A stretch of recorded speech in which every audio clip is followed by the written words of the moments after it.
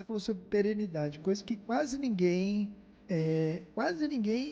enxerga. Esses mais antigos esquecem, essa palavra nem faz parte do vocabulário. E é até interessante você ver que uma das maiores empresas aí do mundo de fast food, o McDonald's, eles fizeram um estudo sobre perenidade e descobriram que o McDonald's tinha um tempo de vida já marcado, já estava certo que ia encerrar as atividades, que o negócio dele estava fadado ao fracasso por um certo período.